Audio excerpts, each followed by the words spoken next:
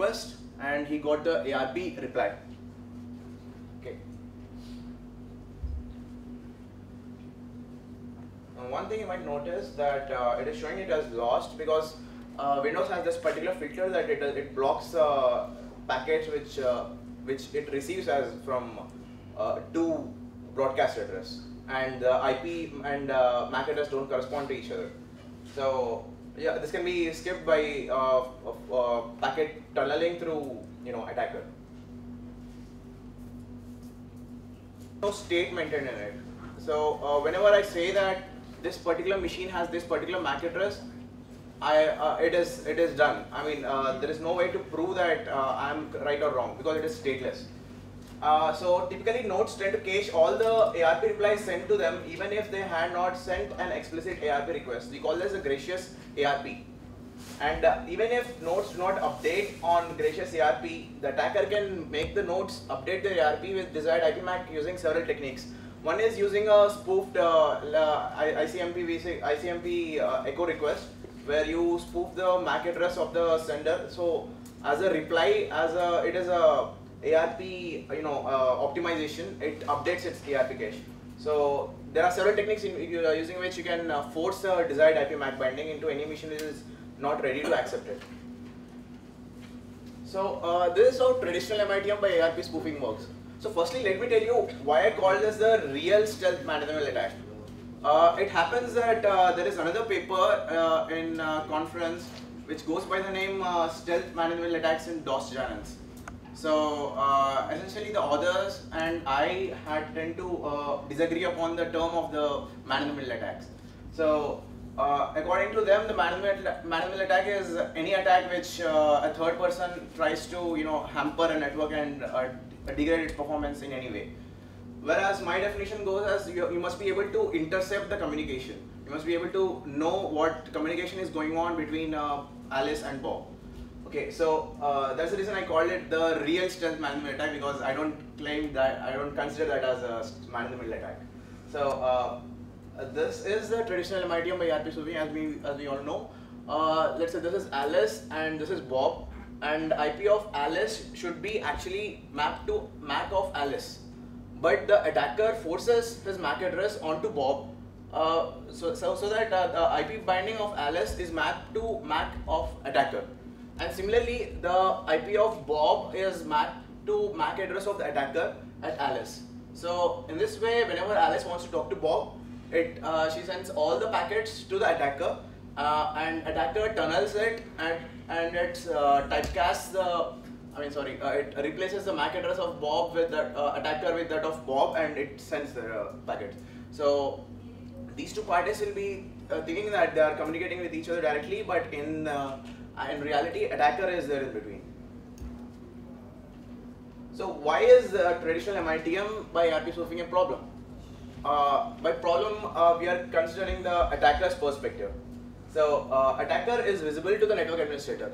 Why? Because attacker leaves his current MAC address at Alice and Bob's ARP caches, and attacker's MAC to switch port binding is fixed during the attack. So which leads the administrator to the attack surface physical location. So when you consider a wireless network, the scenario is very simple over there, because the node can be anywhere. So that is inherently stealth. So let's talk about the more complex scenario, which is a wired network. So when you're talking about wired network, when an attacker connects himself to a port of the network, so his port to IP MAC binding is fixed in the network switch. So assuming that the network switch is a managed one, since the MAC address of the attacker is recorded at Alice and Bob, in case of any suspicion from Alice and Bob, they can report to the network administrator, and he can pinpoint the attacker that okay, this is a particular port from which is coming, so the attacker must be around here somewhere. So that is the problem with traditional MITM. And yeah, this is what happens. MAC of attacker is at port 2. So whenever Alice reports to administrator that I think I'm having a suspicion that someone may be tampering my network, so MAC of attacker is directly mapped to port 2, and bingo, we got the attacker. So what is the idea behind the stealth man-in-the-middle attack? So we believe that if we leave a broadcast MAC address at Alice and Bob's ARP caches, there will not be any broadcast map to switch port binding in the network, right? That is because broadcast is something which corresponds to the entire network. So there is no specific records as to this broadcast address maps to no one. It maps to pretty much everyone. So our plan is to replace the attacker's MAC address with broadcast address. So the attacker can sniff on the broadcast packets. So whenever the communication between two parties is public, anyone can listen into the communication. Previously what happened was that when Alice and Bob are connecting to each other directly, talking to each other directly, when you are butting in between. So as a result of this, it can be caught. So whenever the idea is that when two speakers are speaking publicly, anyone can tap into the conversation. So this is how it works. It looks like the IP of Bob is mapped to MAC of broadcast MAC address, and MAC of IP of Alice is mapped to broadcast MAC address. So attacker's MAC address is invisible to Alice and Bob. Okay. So what happens is that Alice and Bob tend to communicate with each other because they have since broadcast packet they capture it. So they have a connection, and actually technically what happens is that attacker must tunnel the broadcast packets and put in a specific MAC address or some random address. It doesn't matter, because in machines like Windows it tends to block the packets which have broadcast as source. So the attacker gets a copy of all the conversation between Alice and Bob. Okay. So what are the pros of this attack? The attacker's identity is completely hidden. So the broadcast MAC address maps to no one, and no packet tunneling through the attacker's node, and thus faster than the traditional man-in-the-middle attacks. In traditional man-in-the-middle attack, the attacker must capture each and every packet, and he has to change the packet, and he has to reroute it to Bob. So as there is no tunneling in this thing, so it is considered to be generally faster than traditional MITM. And what are the cons of this attack? The attacker cannot perform on-the-fly packet manipulation, which was actually possible with traditional MITM. So I'll show you a quick demo of how it works. I'm using Oracle VirtualBox, and I have 3 devices: Alice and Bob and attacker.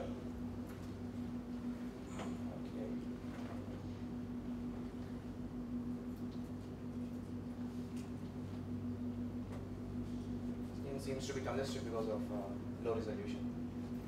Okay, let's assume that Bob this is the Windows is Alice. Okay, Alice is a user running Windows.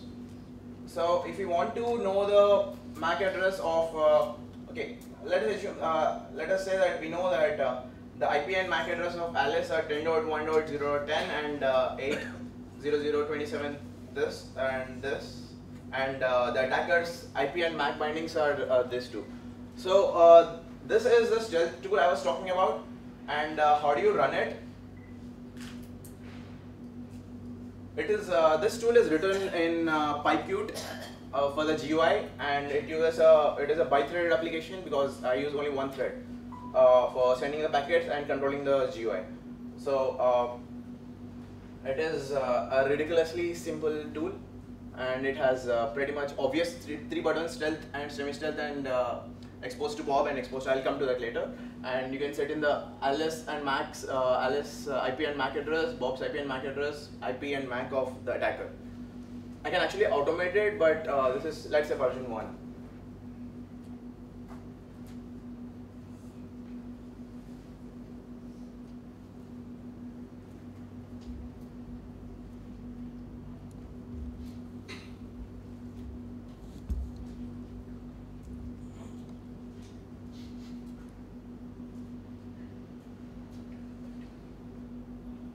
Now, let's say Alice wants to ping Bob.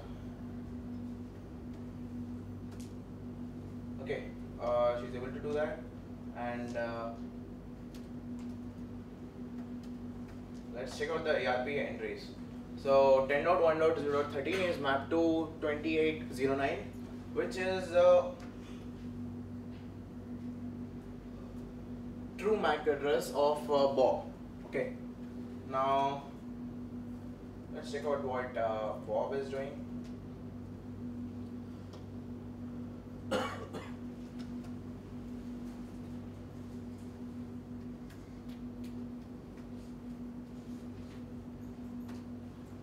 Okay, and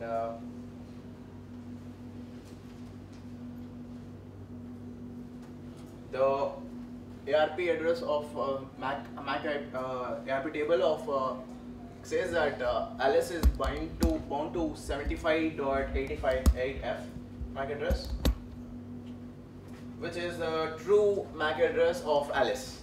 Okay, now let's do this thing. Let's attack them. So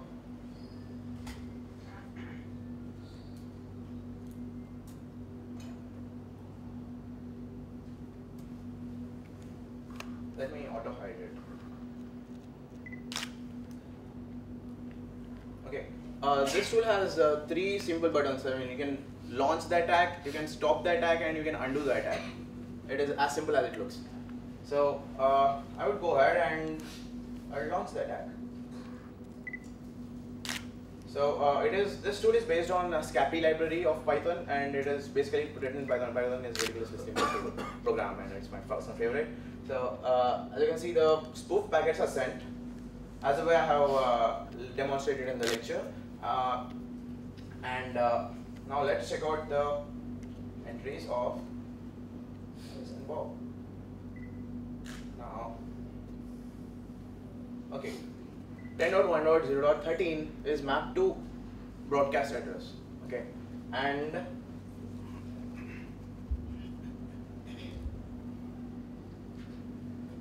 Alice is broadcast, and even Bob is broadcast.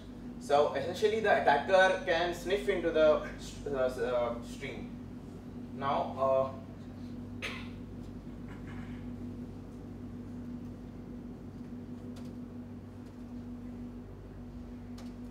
let me send one ICMP echo, or aka ping packet.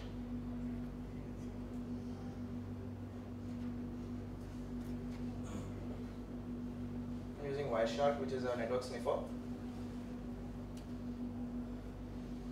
As you can see, 10.1, the tool continuously sends out messages that 10.1.0.10 is at broadcast and 13 is at broadcast. That is essentially Alice and Bob are at broadcast MAC address. Now let me filter it out.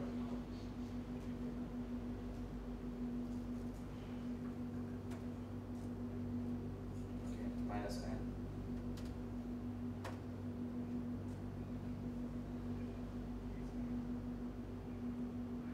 See, so the attacker essentially got the ARP request and he got the ARP reply. Okay. Now one thing you might notice that it is showing it as lost because Windows has this particular filter that it blocks packets which it receives as from to broadcast address, and the IP and MAC address don't correspond to each other. So yeah, this can be skipped by packet tunneling through attacker. Now moving ahead. So what is the idea behind semi-stealth man-in-the-middle attack? We want to incorporate on-the-fly packet manipulation or packet tampering into stealth man-in-the-middle attack. So initially it was not possible to tamper the packets because everything was sent broadcast. Okay, so now we would like to add this packet manipulation facility into it. So I mean, it's not as simple, but we had to trade anonymity with packet tampering facility. So now the trick in trading anonymity is to trade it at that point where the possibility of detection is ridiculously less. Let's say we are using in a typical organizational network, I mean in an institutional network, let's say college. So they don't bother to record all the IP MAC addresses at gateways. So you are trying to attack the gateway and a particular user, let's say Alice. So what you do is that you trade off the anonymity at the gateway, but you preserve your anonymity at Alice. Okay, so the idea behind that is that since it is very difficult that administrator will be coming all the way to your your hostel, and will be checking at the MAC IP bindings, so it can be traded off.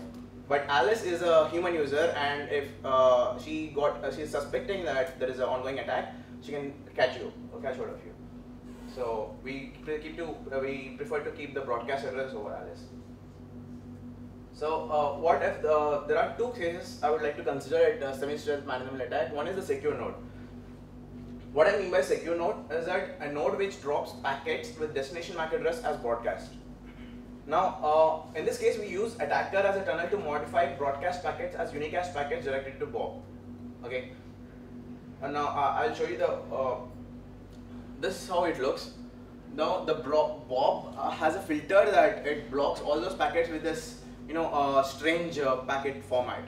Now this becomes simple because these packets are already filtered, and the only packet which are because this side is broadcast. Alice is sending a broadcast packet, and this side is attacker.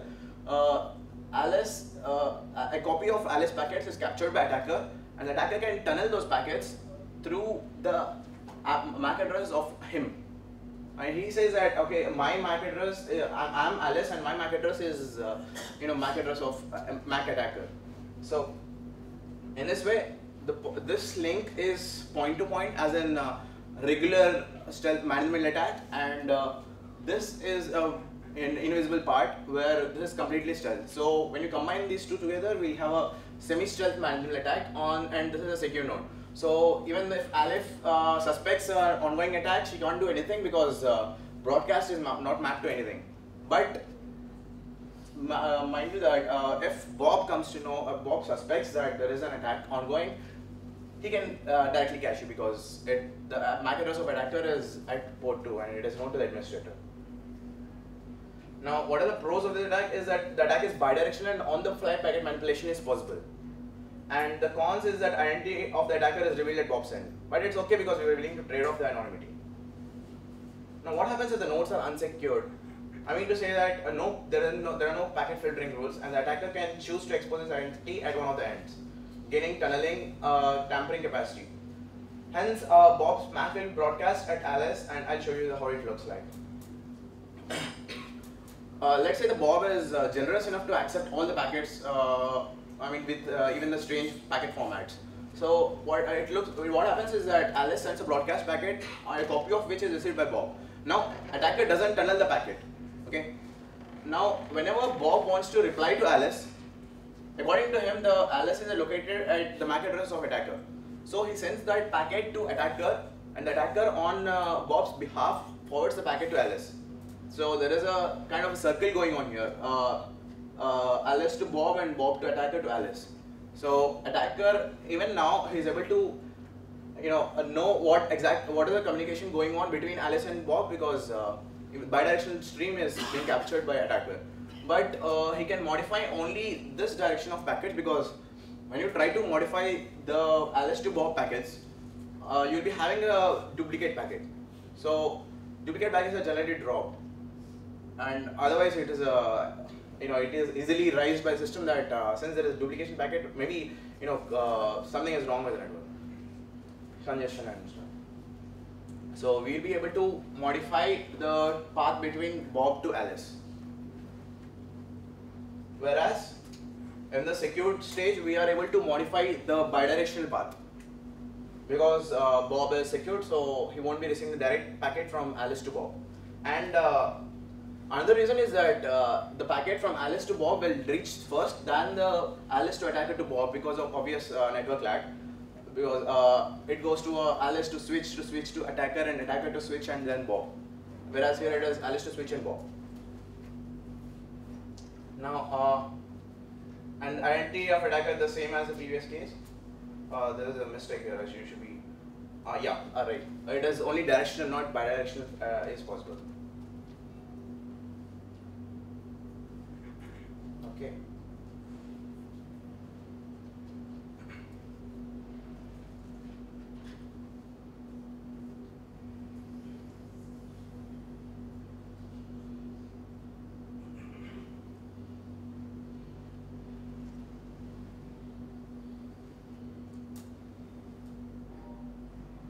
Now let me stop the previously ongoing attack.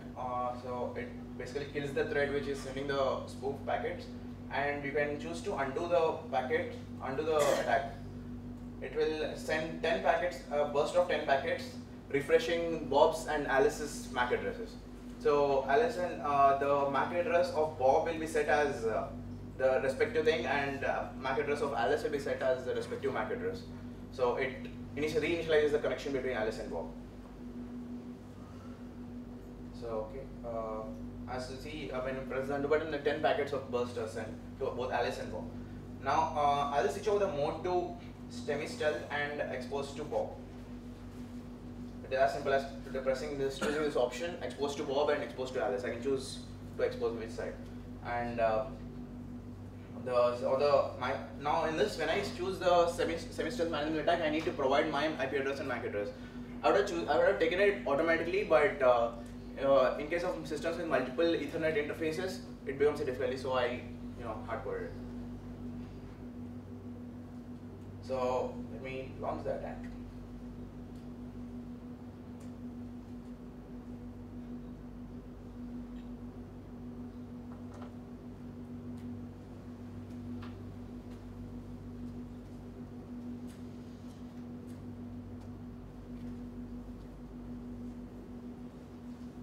As you can see, the ARP address of Bob is recorded as broadcast at Alice. And that's what we wanted, because we have chosen to expose at the Bob's end.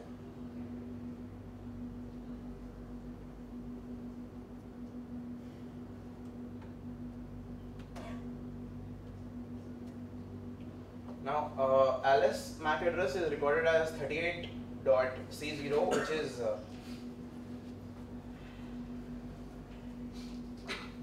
the attacker's MAC address. Okay, so now in essence we are successfully showing that the Bob's and the MAC address of Alice is stored is kept as the MAC address of the attacker, and the MAC address of Bob at Alice is broadcast. Now let me stop this attack. It is as simple as pressing the stop button.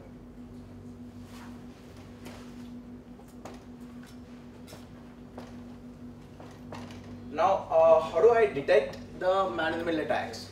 Stealth and semi-stealth man-in-the-middle attacks. It happens that these two have a characteristic fingerprint that it requires a ARP packet dictating MAC binding for an IP address to be broadcast.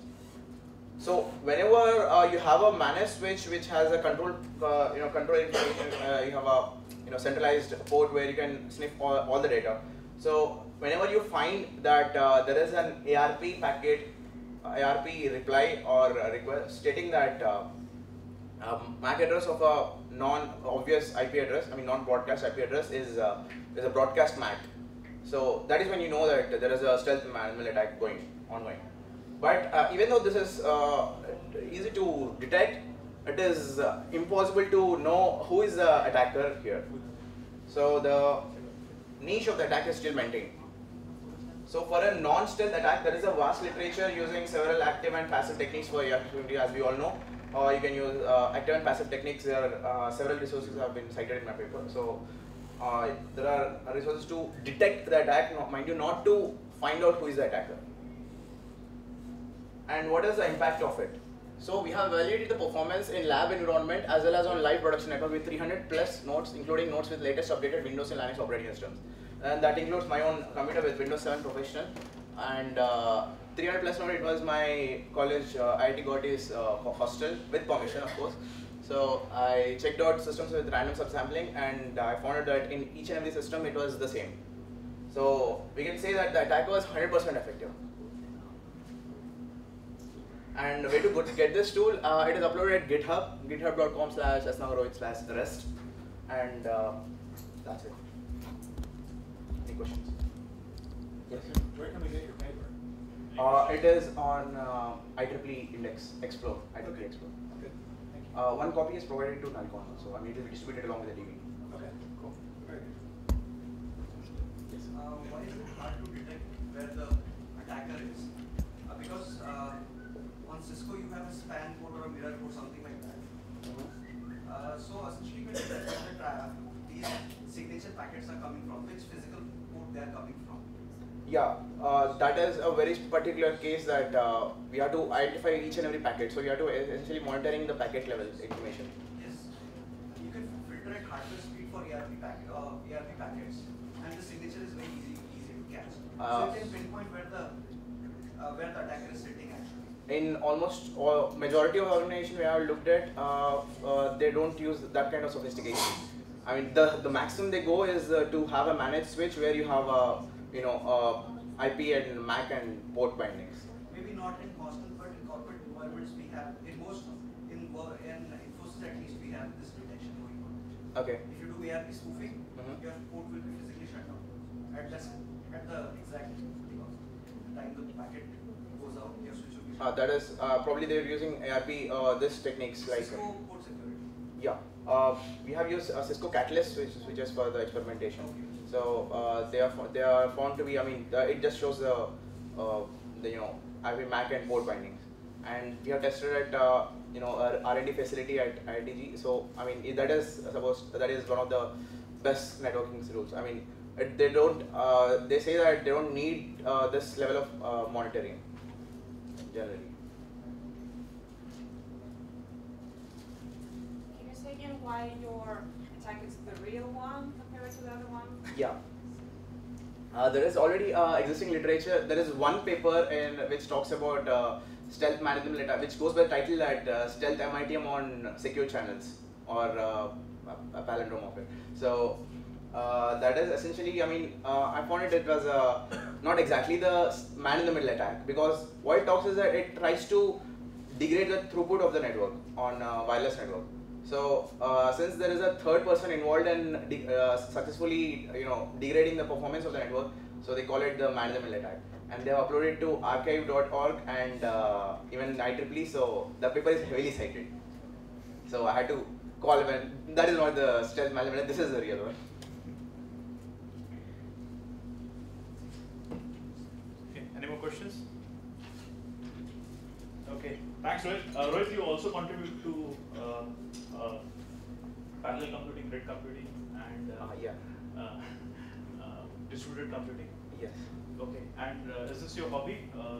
Picking into network and doing MIT? Well, basically, I was checking out the standards of network. I mean, how does IPv4 and IPv6 works? So, this was a flaw. With proper authority, I guess. This actually, IPv4, this particular attack has a good story. I mean, a friend of mine challenged to attack his system, and he said that he will complain to the authority, the administrators, which are my friends, of course. So if I manage to attack the system, so I said that no, it's not possible because I design my own tools and I know what packets are going out. He said that you think so? It's not exactly the same because there are experts there and they'll find you. So I said, okay, what can I do so that my MAC address is not captured over there? Okay, so then you did this stealth. Yes. Semi-stealth attacks. Okay, cool. So that friend was girl or boy? He was a boy. Okay. He was my hostel mate. Okay, fine. Thanks, Rohit.